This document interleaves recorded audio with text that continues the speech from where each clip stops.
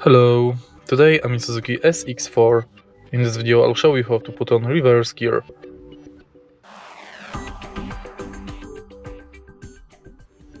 In the beginning, let's take a look in the center of the car.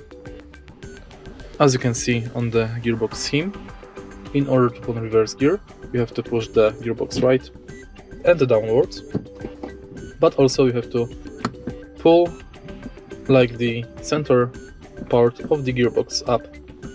So firstly, press the clutch, pull the center part of the gearbox up, now push it right and downwards.